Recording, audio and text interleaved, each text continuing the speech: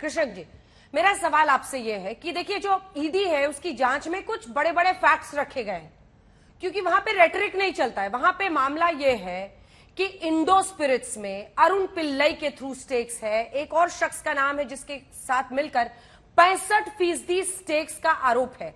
अरुण पिल्लई ने ईडी को बयान दिया है और कहा है कि हां 100 करोड़ हमने दिए थे, जिसके एवज में विजय नायर, के कविता और मेरी मुलाकात दिल्ली के एक होटल में हुई थी कि हम शराब नीति को कैसे ट्वीक करें ताकि 5% कमीशन मिलने के बजाय 12% मिले। इस आरोप पर उन्होंने जवाब नहीं दिया। क्या है ऐसा छुपाने को? क्योंकि दूध का दूध पानी का पानी हो जाएगा अगर ऐसा कुछ नहीं हुआ है, तो वो डिनाई कर सकते हैं इसको।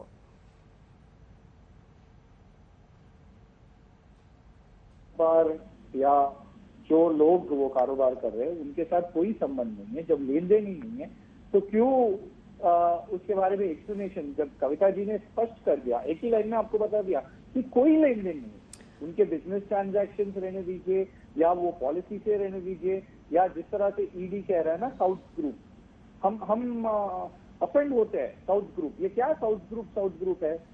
पॉलिटिकली ज्योग्राफिक अटैक कर रहे हो आप, क्योंकि हम साउथ इंडिया से हैं। साउथ ग्रुप मतलब क्या? क्यों बार बार? क्योंकि साउथ में भाजपा को पॉलिटिक्स करने में दुविधाएं हो रही है, साउथ ग्रुप इसलिए नाम लगा रहे हैं साउथ ग्रुप।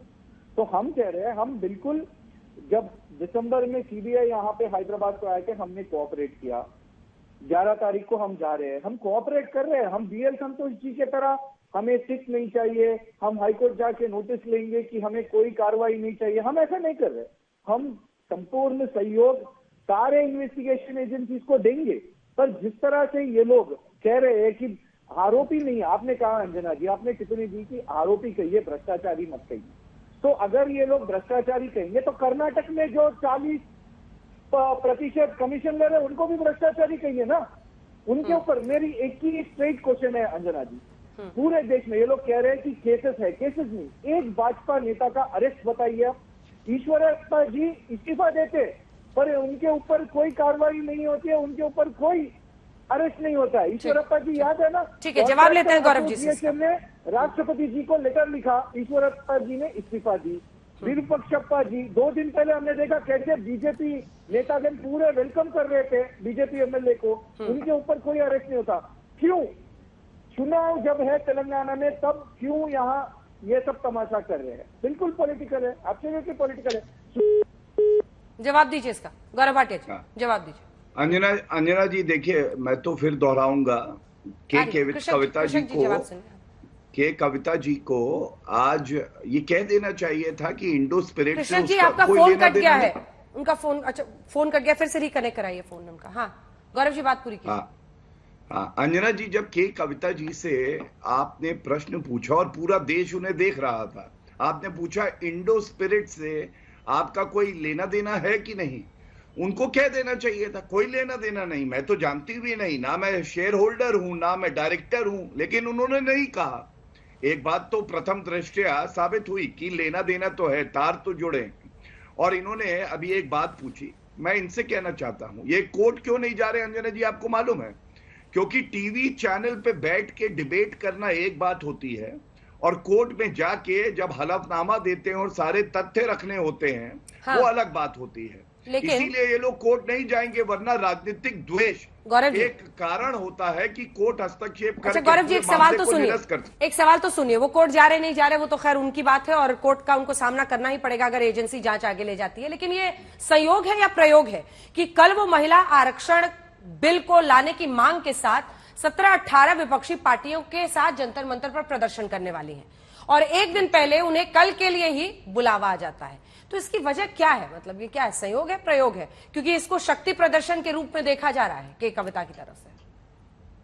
अंजना जी, सवाल तो आपका बड़ा लाजवाब है, लेकिन गलत व्यक्ति से आप पूछ रही हैं, क्योंकि आपको तो ये के कविता से पूछना चाहिए था। हाँ। कि उनको महिला आरक्षण की याद जब नोटिस आ गया ईडी का, जो पहले आया था समय में, तब उनको याद आया महिला आरक्षण। ये संयोग है या प्रयोग है? लेकिन आपने पूछा नहीं। हाँ। और आप मुझसे पूछ रही है ये बात।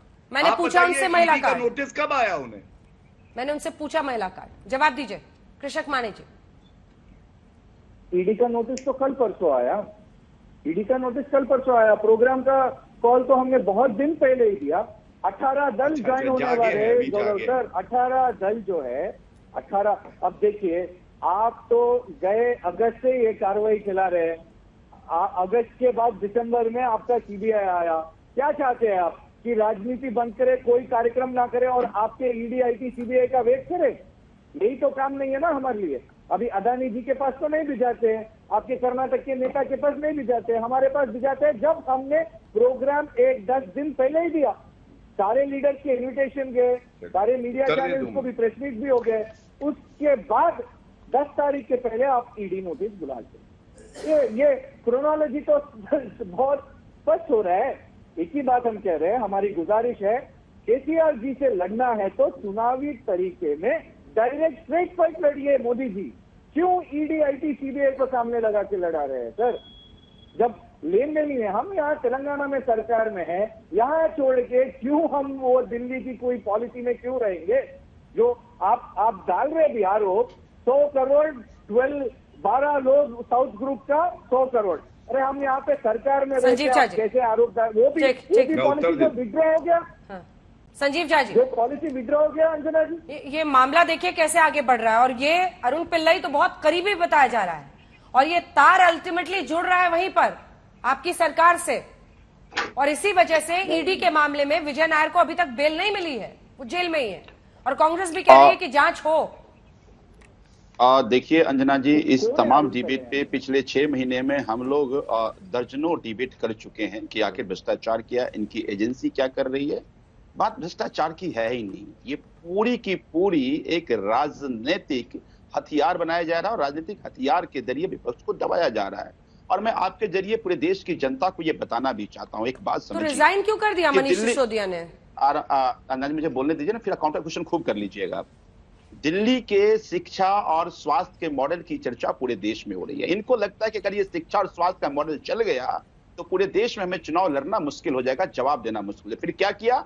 फिर पैतरे चलाए, किसी तरह से हम ये साबित करते हैं कि आबकारी नीति में करप्शन हुआ, किसी तरह से हम साबित कर दें कि जयंत साहब भ्रष्टाचारी हैं, ताकि ये शिक्षा का चर्चा नहीं होगी, स्वास्थ्य का मुद्दे की चर्चा नहीं होगी। इनका अपना एक मोडस ऑपरेंडी है। एक बात समझिए अंजना जी, बीजेपी के लोग मनोहर कहानियां खूब बनाते हैं। पहले कहानी बनती है, कहानी बनने के बाद ईडी और सीबीआई अपने किरदार में आता है, उसके बाद जाता है एजेंसी अलग अलग मंत्री के पास। जो ही एजेंसी गई फिर कहानियां शुरू हो जाती है। पहले कहानी क्या थी? 10,000 करोड़ का करप्शन हुआ, 12,000 करोड़ का, 5,000 करोड़ का करप्शन। इनकी अपनी एजेंसी 6 महीने के बाद जांच करने के बाद अभी कह रहे थे और खुलासा भी किया अभी गौरव भाटिया ने कि आरोप पत्र जब चार्जशीट जब दाखिल हो जाता है तो यह माना जाता है भ्रष्टाचार है। अब देखिए मनीष जी के केस में ही आरोप पत्र दाखिल किया गया, उसमें भ्रष्टाचार कहीं कोई चर्चा नहीं थी, सप्लीमेंट्री में कहीं कोई चर्चा नहीं थी। विजय नायर मिले थे कि नहीं मिले थे कविता से? क्यों किया गया? देखिए विजय नायर मिले थे कि नहीं मिले थे के कविता से दिल्ली के एक होटल में अरुण पिल्लाई की मौजूदगी में? ये सारी बात चूंकि मैटर सब जुडिस है तो इसकी चर्चा हमें टीवी डिबेट पर करना ठीक नहीं है। लेकिन मेरा ये मानना है कि अगर हुआ, इनके 800 ऑफिसर 6 महीने के जांच के पता है क्यों नहीं चला? बात भ्रष्टाचार की कतई नहीं है। और मैं क्लासिक एग्जांपल आपको देता हूं, बात भ्रष्टाचार का लेना देना होता एजेंसी का। आपसे भी पूछ रही हूं, मैंने के कविता जी से भी पूछा, मैं तो बस ये कह रही हूं कि अगर नहीं मिले तो सीधा इनकार कर दीजिए, नहीं मिले। लेकिन आप लोग कहने लगते हैं सब जुडिस है मामला, उन्होंने भी कहा सब अगर नहीं मिले तो बताइए अंजना जी, एक बात बताइए अंजना जी, जिस बात की जांच, और आप तो बहुत सीनियर जर्नलिस्ट हैं, मुझे ये समझाने और बताने की जरूरत तो नहीं है ना कि अगर कोई मैटर सब जुडिस हो, अगर कोई बात जांच पड़ताल का विषय हो तो अपने आप वो सारी बातें सामने आ जाएगी और उसमें कोई इंटरफेरेंस भी नहीं होनी चाहिए। लेकिन मेरा दूसरा मानना है कि ईडी और सीबीआई का किस तरह से ये मिसयूज करते हैं। बात समझिए कि अगर इनको भ्रष्टाचार से लेना देना होता, यही ईडी सीबीआई, याद कीजिए अजीत पवार जी का, अगर वो मुख्यमंत्री अलायंस करने के लिए तैयार हो गए, रातों रात सारे केस ड्रॉप कर दिए गए थे। अगर इनको भ्रष्टाचार से लेना देना होता तो अदानी जो लाखों हजारों करोड़ रुपया दिशा घटा गया, मनी लॉन्ड्रिंग की जांच वहां होती। सबको पता है कि सेल कंपनी के जरिए पूरे देश सारा मामला आकर यहीं पे टिक जाता है गौरव भाटिया जी। तब आपके पास आलोक जी का, ना कृष्ण जी का, ना संजीव झा के सवाल का जवाब होता है, और वो ये कि सारे के सारे एजेंसियों की कार्रवाई गैर बीजेपी नेताओं पर ही हो रही है। इसका जवाब ही नहीं है आपके पास। अंजना जी, जवाब देके ही जाऊंगा आपके कार्यक्रम से, सिर्फ बीच में टोका ना जाए टाइम और कम कुछ है लोग सर, सिर्फ 2 चिल्लाने लाइन का लगते जवाब। हैं। हाँ बिल्कुल, मैं आपको बता दूं, मुकुल रॉय भाजपा में आए थे, लेकिन उसके बाद भी उनसे पूछताछ भैया हुई, केस शिवेंदु बंद नहीं अधिकारी के हुआ। बारे में बता आज दीजिए कहाँ गौरव है? जी, क्यों शांत, अब देखिए, अब आप देख रहे हैं जवाब ये सुनना नहीं चाहते, ये चिल्लाने आए हैं। मैं तो याद दिलाऊंगा, अरविंद केजरीवाल का एक ट्वीट है जिसमें वो कहते हैं आरोप लगते ही इस्तीफा दे देना चाहिए।